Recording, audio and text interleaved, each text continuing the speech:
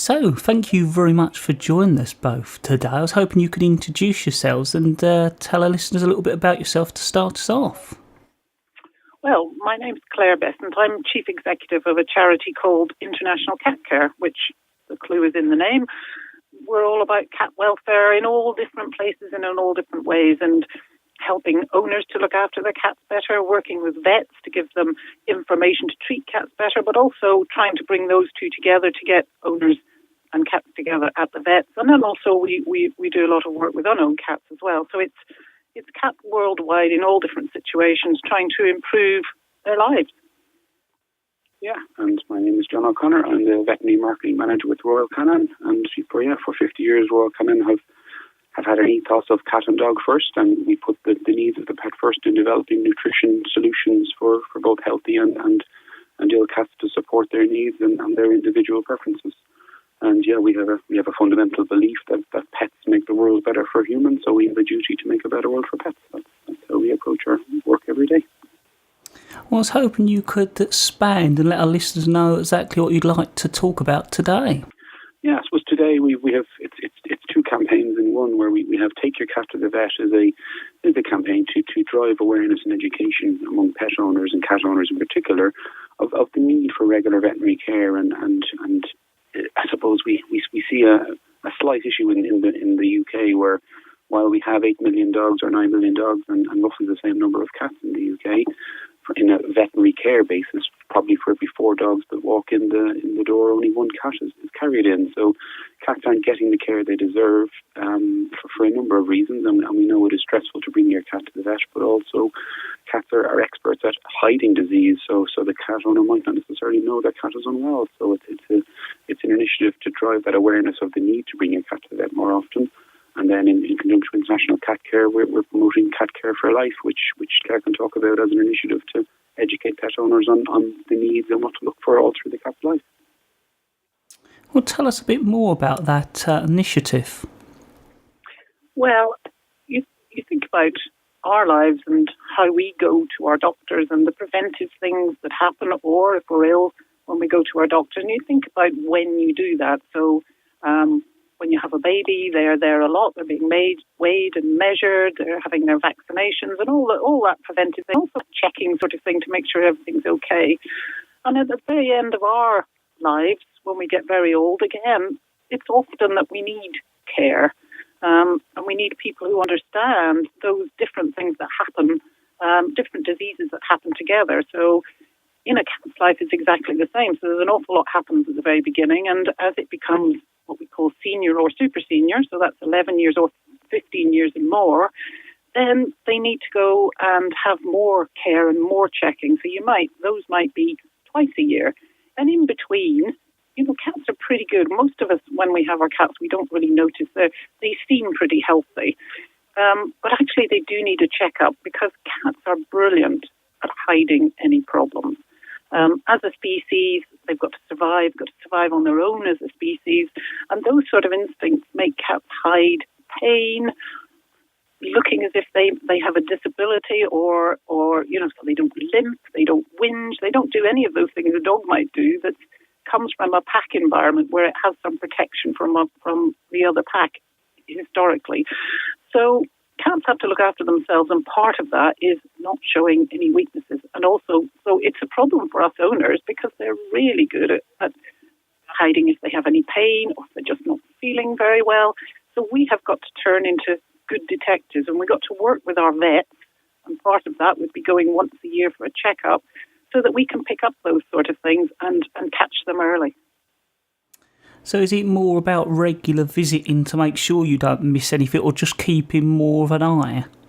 I think it's both those things, because you need your vet for some things, because even simple things, John was talking about looking in your cat's mouth. Well, a lot of us are not very good at that with our pet cats, but your vet can do that. But your vet also knows what to look for, inflammation or in the gums, those sort of things. So also, if we go to our vets and we say, I think he might be drinking a little bit more, seems to be using the litter tray a bit more, seems a bit lethargic, things that don't sound very dramatic, but actually vets will go, I know those things are signs of a problem in cats.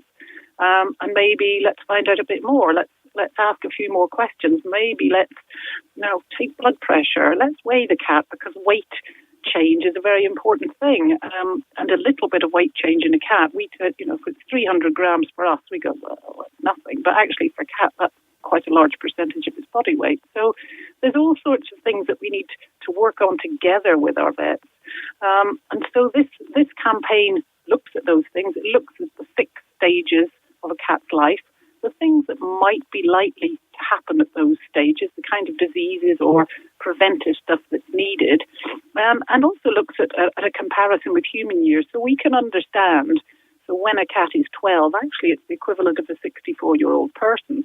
And it makes you look at your cat a bit differently and makes you understand that maybe if it hasn't been to the vet yet, it's probably time it did. So, all those things, it's really about building up help for owners and understanding, and encouraging people to make a partnership with their vet, but also demand some things of their vet. Go in and say, my cat is 8 years old. I think he needs his blood pressure taken, and build up that partnership and work together for the cat.